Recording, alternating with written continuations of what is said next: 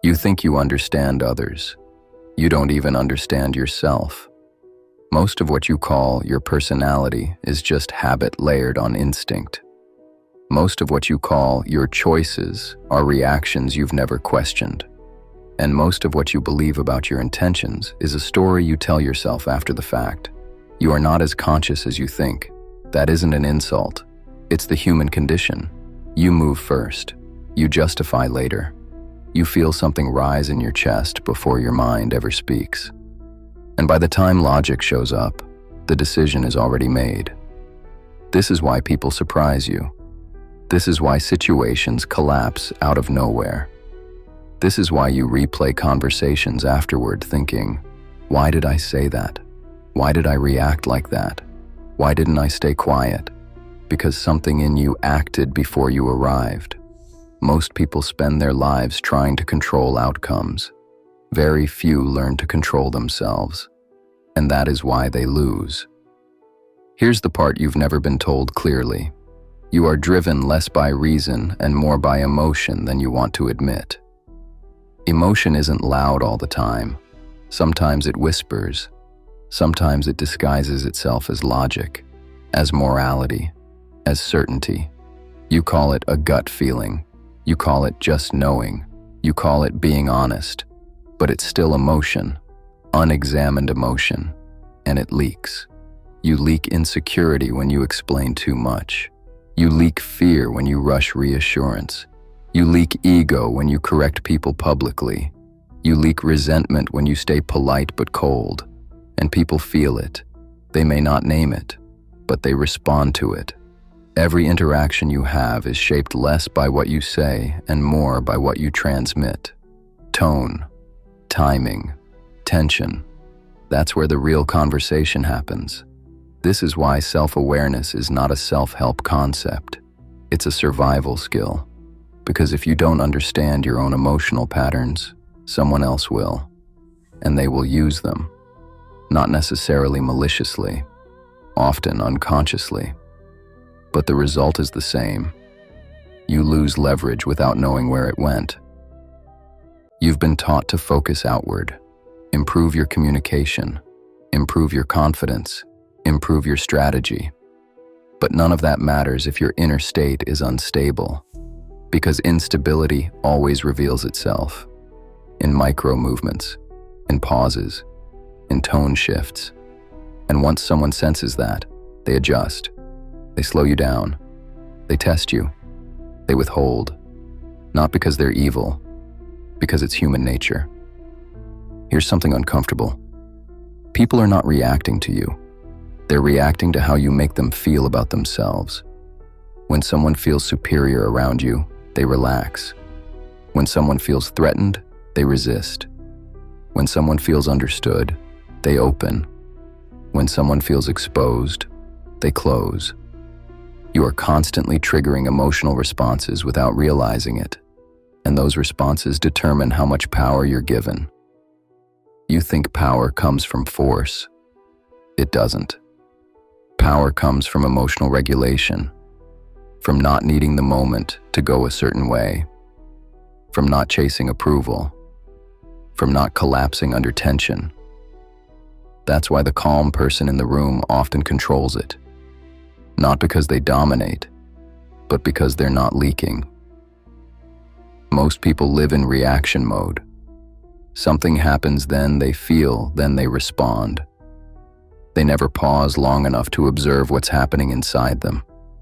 So patterns repeat, the same conflicts, the same dynamics, the same disappointments, different faces, same outcome, and they call it bad luck. Let's talk about projection, because this is where things get dangerous. You assume others think the way you do. You assume their motives mirror yours. You assume their silence means what your silence would mean. It doesn't. People project their inner world onto everyone else. Insecure people see threats everywhere. Guilty people see accusations. Controlling people see chaos, and they act accordingly. Then they're shocked when the situation escalates. You've done this too. You've misread tone, misjudged intent, Assumed meaning that wasn't there, not because you're foolish, because you were emotional and didn't know it. Emotion narrows perception. It makes you selective. You don't see reality. You see what confirms your internal state. This is why self-knowledge always comes before influence. If you don't understand what triggers you, what flatters you, what unsettles you, what makes you defensive, you are predictable, and predictability is vulnerability. The most dangerous people are not aggressive. They're observant. They notice when your voice speeds up, when your posture shifts, when your energy drops. They notice when you're seeking validation instead of truth. They notice when your confidence is performative, and they wait. Because waiting lets you reveal yourself. Most people think silence is weakness. It isn't. Silence is a mirror. When you stop filling space, other people rush to do it. They explain. They justify. They overshare. They tell you exactly what matters to them, exactly what they fear. And if you're paying attention, you learn everything without saying a word. This is why restraint unsettles people. They can't read you easily. They can't predict your response. They can't control the emotional direction. And anything that resists control creates respect. Here's the paradox. The people who influence outcomes are not obsessed with influence. They're anchored. They don't need immediate resolution. They don't need reassurance. They don't need to be liked right now. They can sit inside discomfort without reacting. That's rare, and rarity creates gravity. Now let's address the lie you've been told, that being nice protects you. It doesn't. Innocence doesn't shield you from manipulation. Ignorance doesn't keep you pure. It keeps you exposed. Because the people who understand human dynamics will still act on them, consciously or not.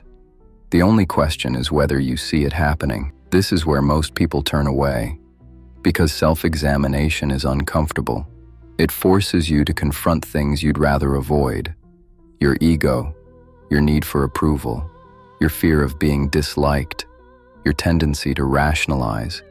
It's easier to blame circumstances, easier to blame people, harder to sit still and watch your own impulses. But here's the truth. Until you can observe yourself without flinching, you will always be reacting instead of choosing. And reaction is not power. Human nature does not change. Technology changes, language changes, culture changes. But fear, envy, desire, pride, insecurity, they move the same way they always have. That's why patterns repeat across history. That's why the same mistakes keep resurfacing in different forms. And that's why understanding human nature isn't optional, it's foundational. When you understand this, you stop being shocked by behavior. You stop taking things personally. You stop overreacting. And that calm changes how people treat you. They pause around you. They measure themselves. They reveal more than they intend. This isn't about manipulating people. It's about seeing clearly. Because clarity removes fear, and fear is what makes you rush. Rush explanations, rush decisions, rush relationships. When you stop rushing, everything changes. You begin to notice when someone is acting from insecurity, when someone is masking resentment, when someone is posturing, and instead of confronting it emotionally, you adjust strategically.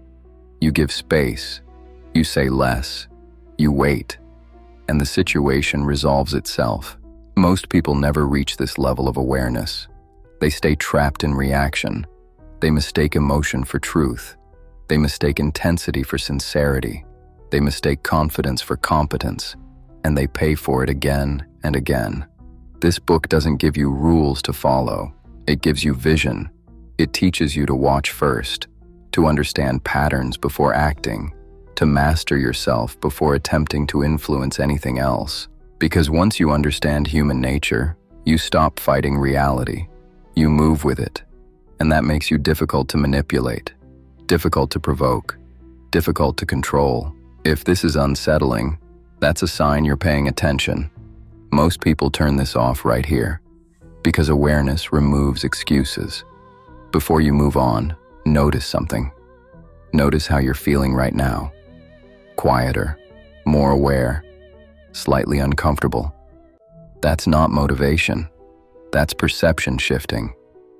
Most people never feel this because they never look inward long enough.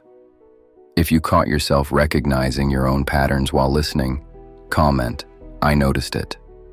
And if this made you more observant of yourself and others, subscribe, not to learn more, but to keep seeing clearly. Because once you start watching human nature honestly, you don't go back.